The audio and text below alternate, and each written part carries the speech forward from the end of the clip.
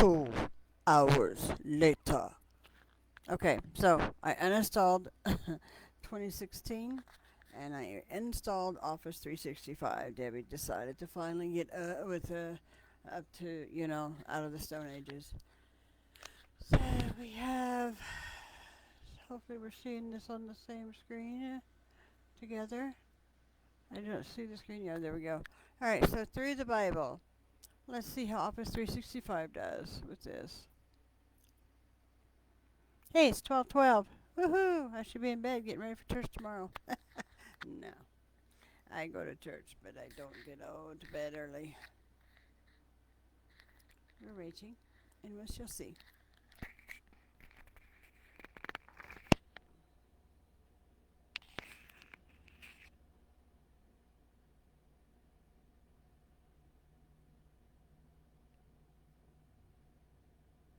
Oh, please work. Yay. Yay.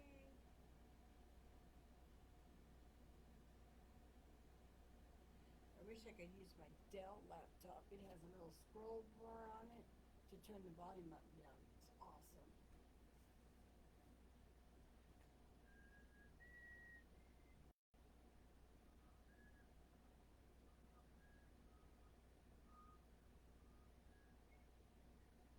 I'm not restarting my device. Come on. Come on. I don't want to have to clear my. Here we go. I think it's going to play.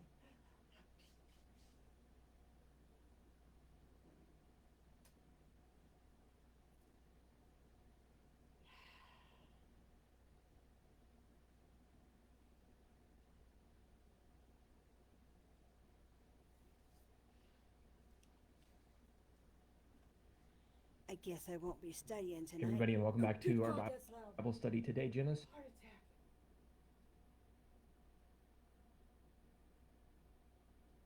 chapter 46. We're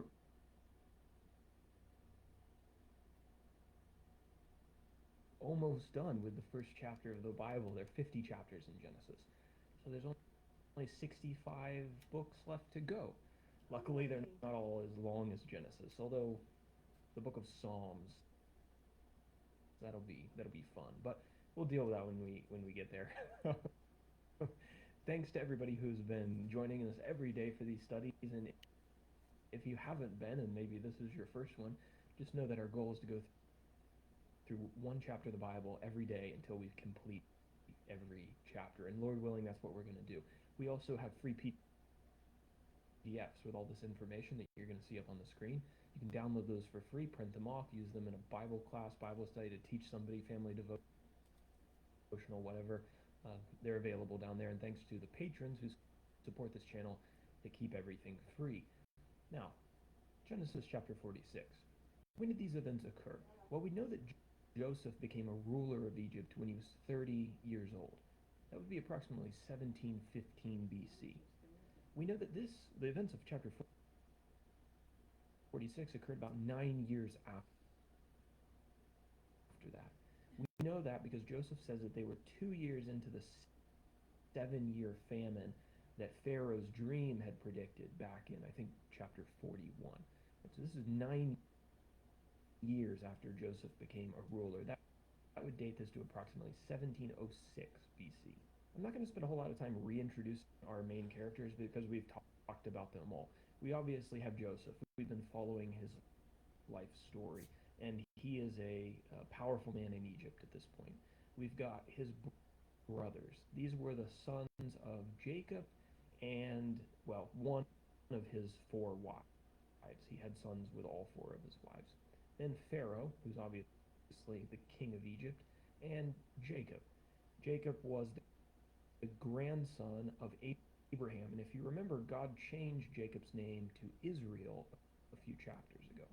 As we think about our map and where these events took place, not a whole lot has changed here since chapter 45. We're going to read about Jacob's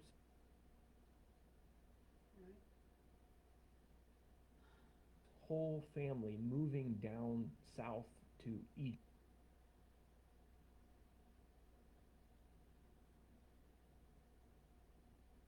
Egypt to be with Joseph so they don't starve during the famine.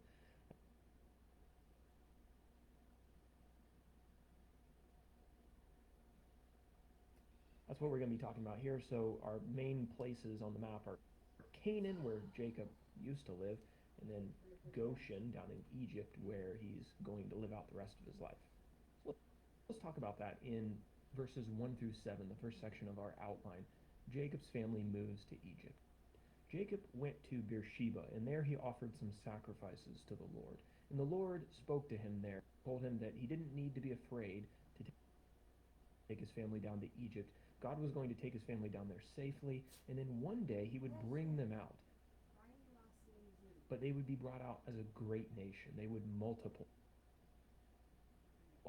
exponentially before they came out of Egypt. And we'll read about that in the book of Exodus. Jacob's sons took their father, their wives, their children, and all of their possessions, and they utilized the wagons that Pharaoh had provided to take all of them down to Egypt and to find a new home there. The next section, verses 8 through 27, we're going to summarize a little bit. It's kind of a mini genealogy or a mini family tree of Jacob, his sons, and his grandsons, all listed by name, all the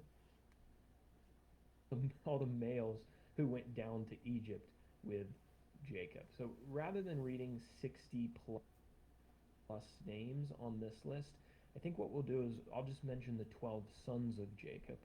And then if you want more information about the sons of Jacob's 12 sons, those are all listed on the PDF handout for your reference. But I think it's probably more helpful to have those and to read them for yourself and be able to sit down with those names if they're interesting to you, rather than me just reading a bunch of names that I can't pronounce on this video. So Jacob's 12 sons were Reuben, Simeon, Levi, Judah, Issachar, Zebulun, Gad, Asher, Joseph, Benjamin, Dan, and Naphtali.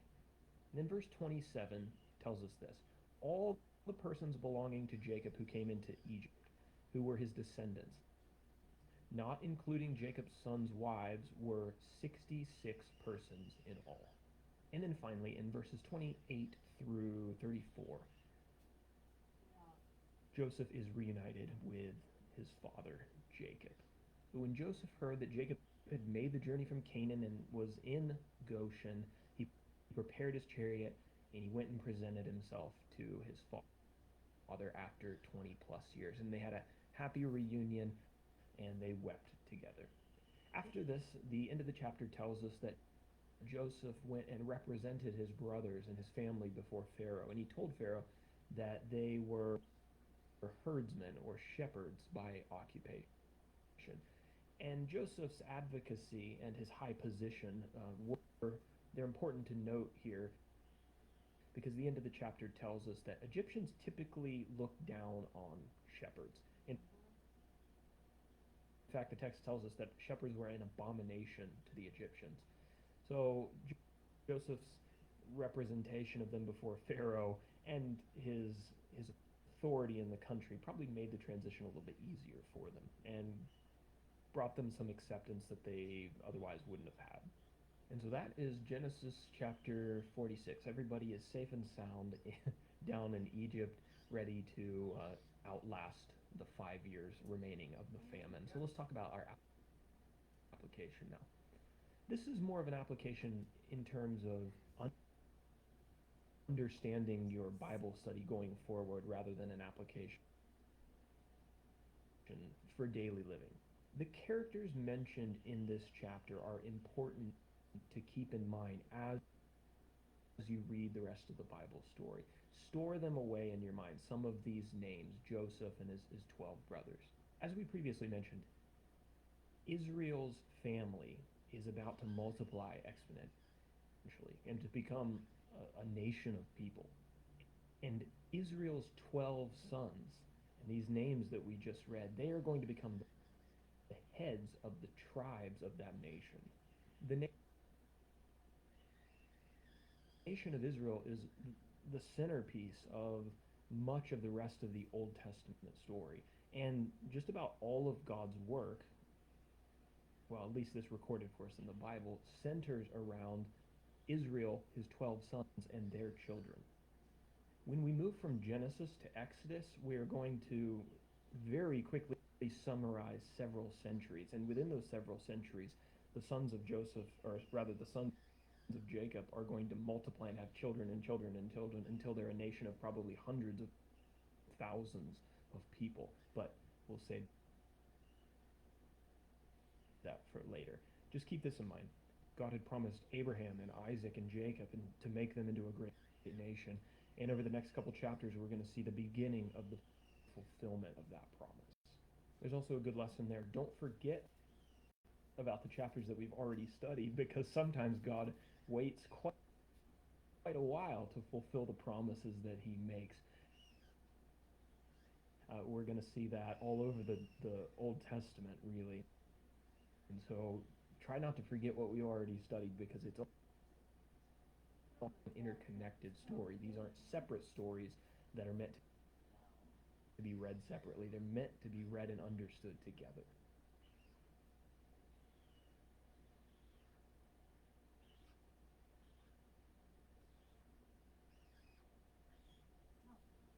My bad. Sorry, guys. Sorry about that. I was working on one of my street signs for my street ministry while it was playing that. Okay, so. Okay. Okay. Alright, so. Ah! So, Jacob's journey to Egypt. So, Israel took his journey with all that he had and came to Beersheba and offered sacrifices to the God of his father Isaac. Then God spoke to Israel in the visions of the night and said, Jacob, Jacob. And he said, Here I am. So he said, I am God, the God of your father. Do not fear to go down to Egypt, for I will make of you a great nation there. I will go down with you to Egypt, and I will also surely bring you up again. And Joseph will put his hand on your eyes. Then Jacob arose from Beersheba, and the sons of Israel carried their father Jacob, their little ones, and their wives in the carts which Pharaoh had sent to carry him. So they took their livestock and their goods, which they had acquired in the land of Canaan, and went to Egypt, Jacob and all his descendants with him, his sons and his sons' sons, his daughters and his sons' daughters, and all his descendants he brought with him to Egypt. Now these were the names of the children of Israel, Jacob and his sons, who went to Egypt. Reuben was Jacob's firstborn. The sons of Reuben, now I did not look up how to pronounce these, so I'll probably mispronounce some. It is so late, and I am so sleepy. So forgive me, Father, if I mispronounce them, and forgive me for not looking them up, and because I am an advocate about not just guessing, and so I'm actually cringing already. The sons of Reuben were Hanoch, Palu, Hezron, and Carmi. The sons of Simeon were Jemuel, Jamin, Ohad, Jachin, Jachin. Usually CH or with the H's. So there's like maybe it's Jachin or I don't know. Zohar and Shaul. The son of a Canaanite woman. The sons of Levi were Gershon, Kohath, and Merari. The sons of Judah were Onan, Perez, and Zerah. But and Onan died in the land of Canaan. The sons of we know the story about those two. That's too bad. The sons of Perez were Hezron and Hamul. The sons of Issachar were Tola, Puva, Job, and Shimron. The sons of Zebulun were Sered, and Elon, and Jalil. These were the sons of Leah, whom she bore to Jacob in Padan Aram, and his daughter Dinah. All the persons, his sons and his daughters, were 33. Wow. Anyway, the sons of Gad were Ziphion, Haggai, Shuni, Esbon, Eri, Arodi, and Areli. Yeah. The sons of Asher were Jimnah, Ishua, Isui, Beriah, and Sarah. Yeah, Sarah, their sister, Sarah. And the sons of Beriah were Heber and Malchiel. These were the sons of Zilpah, whom Laban gave to Leah his daughter, and these she bore to Jacob, 16 persons. The sons of Rachel, Jacob's wife, were Joseph and Benjamin, and to Joseph in the land of Egypt were born Manasseh and Ephraim, whom Asenath, the daughter of Potipharah, priest of On, bore to him. The sons of Benjamin were Bela, Becher, or is it Becher? Becher, I don't know, Ashbel, Gera, Naaman, Ehi, I think, Rosh, or Rosh. It's Rosh because it's Rosh Hashanah, so it's Rosh. Mupin, Hupin, I don't know, and Ard. These were the sons of Rachel who were born to Jacob, 14 persons in all. The son of Dan was Husham.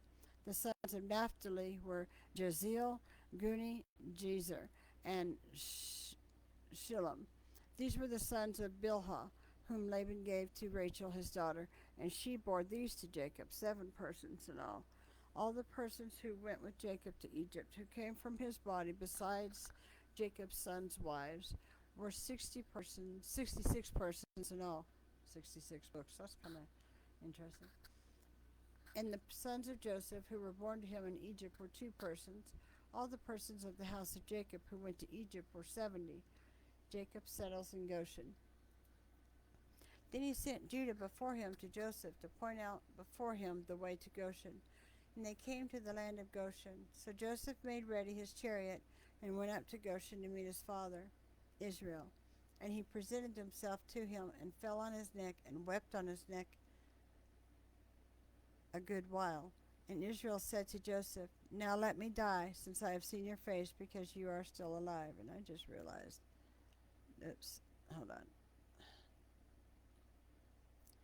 Oh, for Pete's sake, get down there. Okay, now. Actually, just want to make this a little bigger.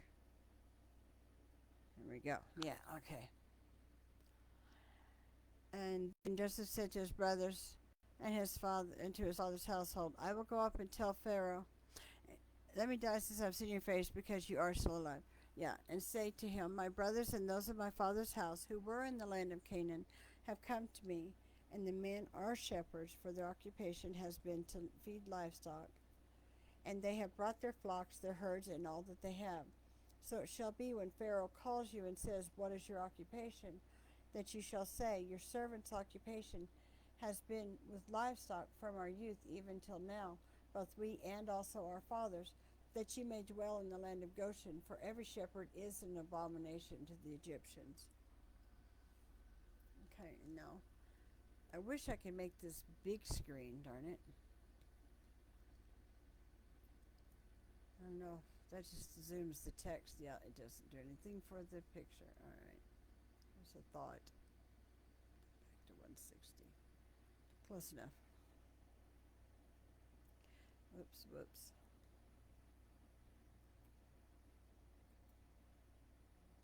Close enough. Anyway.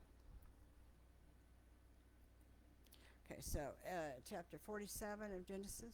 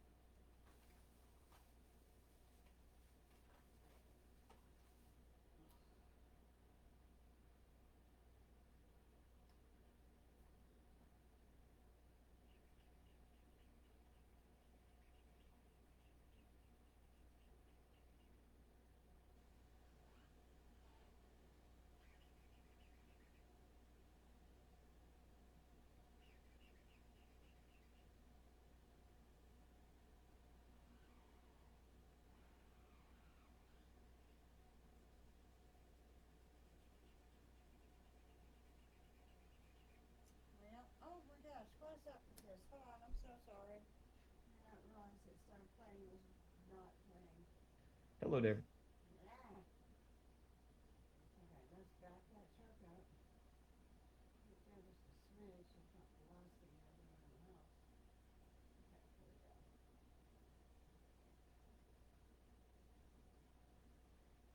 Good.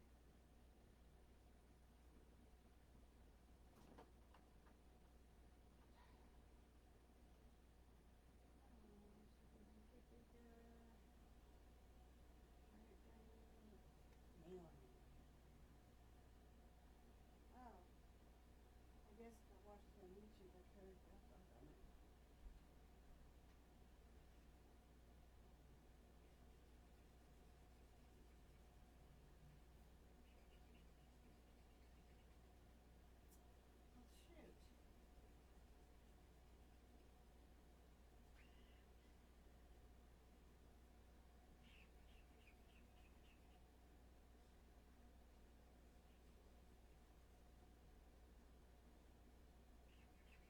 shoot. Kind of wrapping things up in the story of Joseph. If you want the free PDF that comes with all these studies, you can get it on our website. There's a link down in the description below, and there's a lot of other resources out there as well. So Genesis chapter 47. When did the events of this chapter occur? Well, we are in the midst of the 7-year famine that was foretold by Pharaoh's dream that Joseph interpreted. That famine probably lasted between, well, we know it lasted 7 years, and approximate dates for that are 1708 BC to 1701 BC. In terms of our characters, you're going to be pretty familiar with all of these individuals if you've been studying along with us. We have Joseph, who is the son of Jacob and Rachel. He is a very powerful man in Egypt at this point, and all the people from Egypt and the surrounding countries come to him to buy food during this 7-year famine. We're going to talk a little bit about Joseph's brothers, who we've been introduced to many times in the last couple of chapters. And then Pharaoh, who's king of Egypt. He's Joseph's boss. Then Jacob, who is Joseph's father. He had 12 sons. And if you remember, his name was changed to Israel by God a couple chapters ago.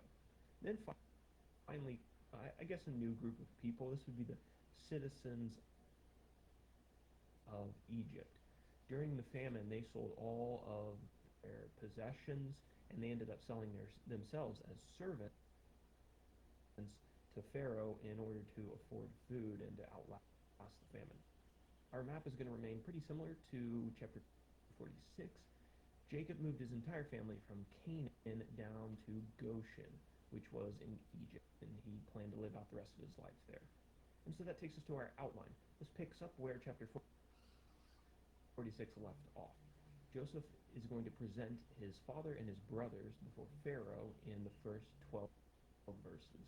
Right at the beginning, Joseph takes 5 of his brothers and he takes them as kind of representatives of their family before Pharaoh. Pharaoh talked with them and he asked them what they did as an occupation. They told him that they were shepherds, like their fathers had been shepherds, and that there was no pasture land in the land of Canaan any longer because of the famine, so they wanted to come down and live in Goshen.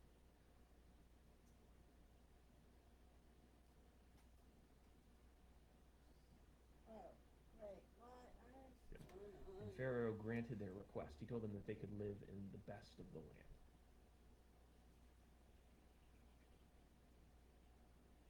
Then Joseph brought his father, Jacob, to meet Pharaoh, and Jacob blessed him. We're told that Jacob was 130 years old when he appeared before Pharaoh. And after departing Pharaoh, the family went, they settled in Goshen, they flourished there, and Joseph brought them food from his own storehouses to provide for them. In verses 13 through 27, the Egyptians sell their possessions and their land to Pharaoh. So the famine was so severe that eventually everybody in Egypt and Canaan It's so irritating. bought all the food that they could afford, and then they ran out of money. And so they appeared before Joseph and they said, "Please give us some food to eat." And Joseph agreed with them that he would take their livestock as payment for food.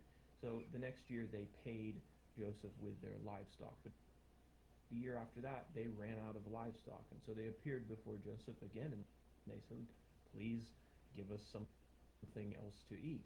And Joseph told them that he would sell them food in exchange for their land and their service to Pharaoh. So they actually agreed to this. They were happy to do it. They sold all of their land to Joseph, and he kind of accumulated that under the crown of Egypt. And then they served Pharaoh as well in different ways. Joseph agreed to give them seeds so they could plant them in their field, and the land of Egypt wouldn't go desolate. The agreement was that he would give them the seed, but then they would have to return a fifth of their harvest back to Pharaoh. So as you can imagine, the crown of Egypt, or the Pharaoh of Egypt, became extraordinarily powerful and extraordinarily wealthy during this time. And then in verses 28 through 31, the end of this chapter, Jacob's burial request. So the Bible tells us that Jacob's family settled in Goshen, and that they, quote, gained possessions in it and were fruitful and multiplied greatly. So this is the beginning of that great nation that had been promised to Abraham and Isaac and Jacob. When Jacob sensed that the time of his death was approaching, he called Joseph to him and he asked him to swear an oath that he wouldn't bury his body in Egypt, but rather he would take it back to Canaan, and Jacob's body would be buried with his fathers. And Joseph agreed to this, and he took the oath. And Jacob's not going to die quite yet, but we are told that he lived 147 years, and that 17 of those years were spent in Egypt. And so that wraps up Genesis chapter 47. Let's finish up with our application. The Bible writers constantly remind us throughout really all of scriptures, you'll see this more and more as we go forward into the Bible, that it's God who causes nations to flourish and to prosper, and it's God who brings nations down and humbles them. And I think the story of Joseph and Pharaoh in Egypt is a prime example of this. Egypt became extremely wealthy and powerful during this time in history, but that credit belonged to God. It was God who revealed the interpretation of the dream to Joseph and saved Egypt. Without God blessing Pharaoh with the interpretation of the dream and giving him a skilled man like Joseph, Egypt would have been just as desolate as every other nation. So why did he bless Egypt? Well, it was in part because he had a role for them to play in his story. And we'll see that more and more as we go through the end of Genesis and then into the book of Exodus. And so the application for us is that God is still working providentially in these same ways amongst the countries of our modern world, blessing some with success and humbling others as he continues to write his story on the earth. Alright. Okay. Next time I'll actually bring it up on YouTube. See if I can click on YouTube, and then that way I could make it bigger. So I apologize, but I'm still getting used to this stuff, so it is what it is. Alright, so talking to my mic's over there. So Joseph is governor of Egypt. Then Joseph went and told Pharaoh and said, "My father and my brothers, their flocks and their herds, and all that they possess, have come from the land of Canaan." Now I remember Joseph was told by Pharaoh to tell them to leave their goods because he would provide them everything that they needed, but it's all good. Um, and indeed, they are in the land of Goshen. And he took 5 men from among his brothers and presented them to Pharaoh. Then Pharaoh said to his brothers, "What is your occupation?" And they said to Pharaoh, "Your servants are shepherds, both we and also our fathers." And they said to Pharaoh, "We have come to dwell in the land because your servants have no pasture for their flocks, for the famine is severe in the land of Canaan. Now therefore, please let your servants dwell in the land of Goshen." Then Pharaoh spoke to Joseph, saying, "Your father and your brothers have come to you. The land of Egypt is before you. Have your father and brothers dwell in the best of the land. Let them dwell in the land of Goshen, and if you know any competent men among them, then make them chief herdsmen over my livestock. Then Joseph brought in his father Jacob and set him before Pharaoh, and Jacob blessed Pharaoh. Pharaoh said to Jacob, "How old are you?" And Jacob said to Pharaoh, "The days of the years of my pilgrimage are 130 years. Few and evil have been the days of the years of my life, and they have not obtained to the days of the years of the life of my fathers in the days of their pilgrimage." So Jacob blessed Pharaoh and went out from before Pharaoh. And Joseph situated his father and his brothers and gave them a possession in the land of Egypt, in the best of the land, in the land of Ramses, as Pharaoh had commanded. Then Joseph provided his father, his brothers, and all his father's household with bread, according to the number in their families. Joseph deals with the famine. Now there was no bread in all the land, for the famine was very severe, so that the land of Egypt here and the land of Canaan languished because of the famine. And Joseph gathered up all the money that was found in the land of Egypt and in the land of Canaan for the grain which they bought, and Joseph brought the money into Pharaoh's house. For the grain which they bought, and Joseph brought the money into Pharaoh's house. Yeah. So when the money failed in the land of Egypt and in the land of Canaan, all the Egyptians came to Joseph and said, "Give us bread, for why should we die in your presence? For livestock, and I will give you bread for your livestock, if the money is gone." So they brought their livestock to Joseph, and Joseph gave them bread in exchange for the horses, the flocks, the cattle of the herds, and for the donkeys. Thus he fed them with bread in exchange for all their livestock that year. When that year ended, they came to him next year and said to him, "We will not hide from my lord that our money is gone. My lord also has our herds of livestock. There is nothing left in the sight of my lord but our bodies and our hands. Why should we die before your eyes, both we and our land? Buy us and our land for bread, and we and our land will be servants of Pharaoh. Give us seed that we may live and not die, that the land may not be desolate." Then Joseph bought all the land of Egypt for Pharaoh, for every man of the Egyptians sold his field, because the famine was severe upon them. So the land became Pharaoh's. And as for the people, he moved them into the cities, from one end of the borders of Egypt to the other end. Only the land of the priests he did not buy, for the priests had rations. Oops, I went too quick. Uh, allotted to them by Pharaoh, and they ate their rations which Pharaoh gave them. Therefore they did not sell their lands. Then Joseph said to the people, "Indeed, I have bought you and your land this day for Pharaoh. Look, here is seed for you, and you shall sow the land. And it shall come to pass in the harvest that you shall give 1/5 to Pharaoh. 4/5 shall be your own, as seed for the field and for your food, and for those of your households, and as food for your little ones." So they said, "You have saved our lives. Let us find favor in the sight of my lord, and we will be Pharaoh's servants." And Joseph made it a law over the land of Egypt to this day that Pharaoh should have 1/5, except for the land of the priests only, which did not become Pharaoh's. Joseph's vow to Jacob. So Israel dwelt in the land of Egypt, in the country of Goshen, and they had possessions there, and grew and multiplied exceedingly. And Jacob lived in the land of Egypt 17 years. So the length of Jacob's life was 147 years. When the time drew near that Israel must die, he called his son Joseph and said to him, "Now if I have doggone it, found favor in your sight, please put your hand under my thigh and deal kindly and truly with me. Please do not bury me in Egypt, but let me lie with my fathers. You shall carry me out of Egypt and bury me in their burial place." And he said, "I will do as you have said." Then he said, "Swear to me." And he swore to him. So Israel bowed himself on the head of his bed. In other words, he gave up his spirit. Genesis 48.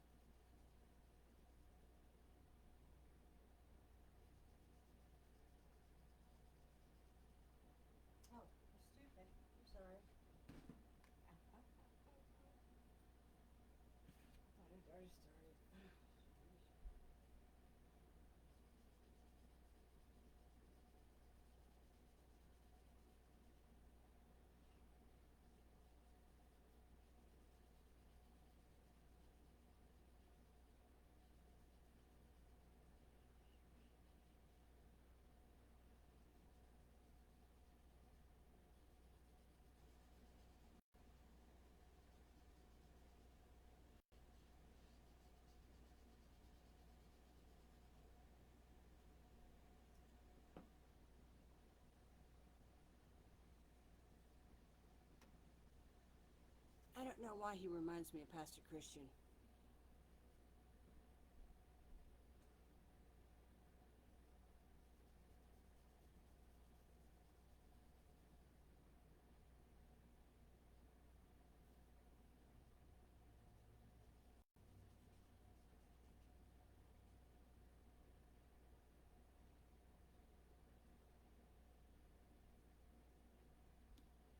Or maybe it's the youth pastor Matt if he had a beard.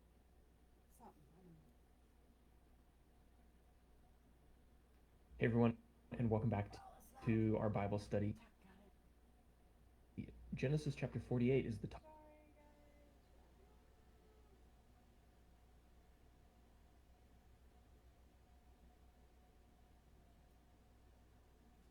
topic of the day. We're almost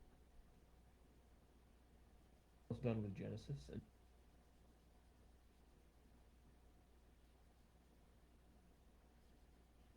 speaking of which, I'm almost done, at least it's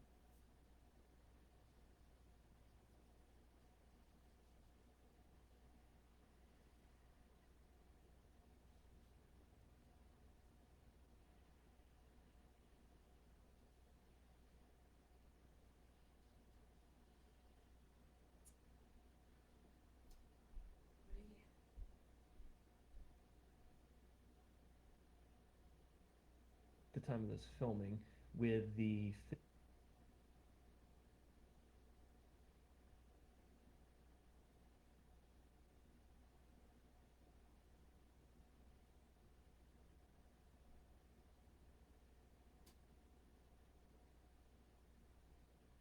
physical book that contains all of these outlines. So if that's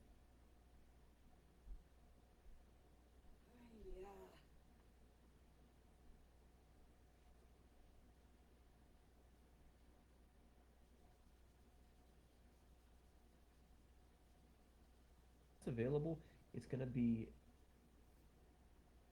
down in the link in the description. So check that out. If it's not there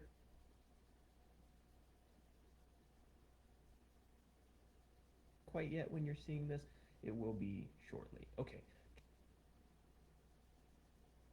Genesis chapter 48. When did the events of this chapter take place? Jacob and his family recently moved down to Egypt. That was about 1706 BC. Jacob lived in Egypt for 17 years until his death in 1689 BC. In terms of our characters, we have Joseph, who we've been talking about for quite a while. He's the second most powerful man in Egypt at this time. We have Jacob, his father. He's nearing the end of his life, and he has a conversation with Joseph and his sons in this chapter. You remember, Jacob was renamed Israel by God, and that's an important point moving forward into the next couple chapters and really into the rest of the New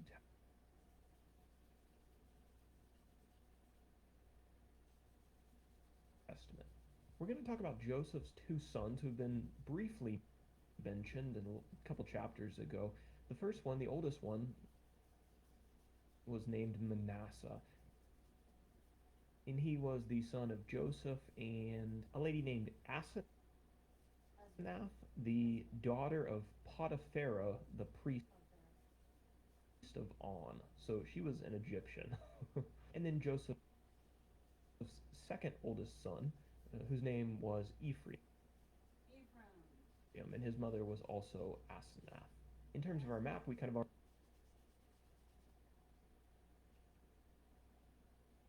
already mentioned where this chapter takes place. It takes place in Goshen, which was a region of Egypt. This whole chapter is basically a conversation between Joseph, Jacob, and his two sons. So the first section is kind of interesting, verses 1 through 7. Jacob adopts Joseph's two sons as his own. Joseph was told that his father was ill, and so he took his two sons, Ephraim and Manasseh, and he went to see his father. When he arrived, Jacob told Joseph about how God had appeared to him in Canaan and had promised to do a couple things. really the same promises that we've been talking about for a while with Abraham and Isaac. He was going to make Jacob a great nation, and he was going to give him the land of Canaan for an inheritance for his descendants. Jacob then told Joseph that he was going to adopt Manasseh and Ephraim as his own sons, so that they would be recipients of God's promise. Rather than being considered Joseph's sons, they were going to be considered sons of Jacob and Rachel. Rachel was Joseph's mother,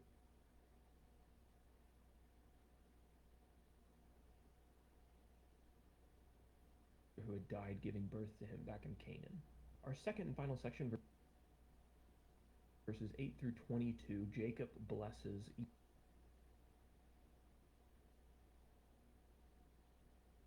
Ephraim and Manasseh. The Bible tells us that Jacob was very old at this point, and he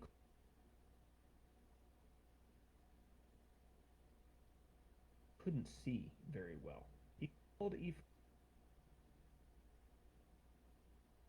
and Manasseh to him, he kissed them, and he blessed them. And Joseph, anticipating that his father was going to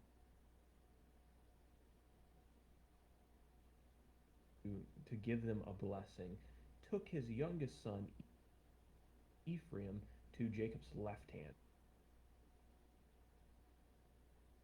And he took his oldest son, Manasseh, to Jacob's right hand. The right hand being the preeminent side for the firstborn. But Jacob crossed his arms, and he put his right hand on the head of Ephraim and his left hand on the head of Manasseh. Joseph, thinking that this was a mistake, probably because he knew his father couldn't see very well, tried to correct Jacob, but Jacob told him that this was exactly what he intended to do. He told him that Ephraim would be greater than his brother, even though he wasn't the firstborn. He said that Manasseh would become a people, but Ephraim would become a multitude of nations. Jacob blessed Joseph, and he told him that one day God would take his descendants back to the land of Canaan. And the final thing that's mentioned here is part of Joseph's inheritance. Jacob left Joseph a mountain slope that he had won in a battle against the Amorites. All right, so that is Genesis chapter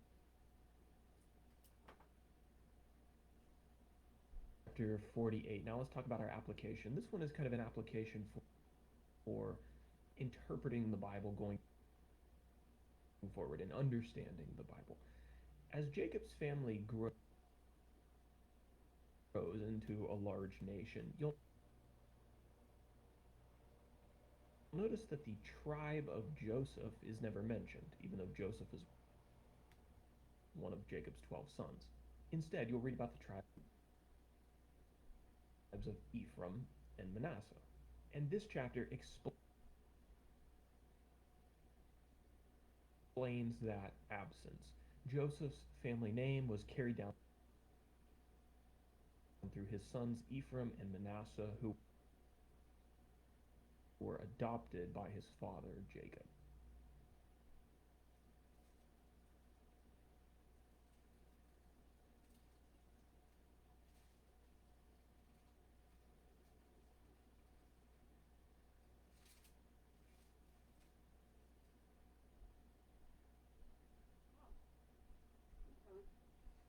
Yeah, we thought Manasseh was split into two tribes because the son Levi was not given land because the Levites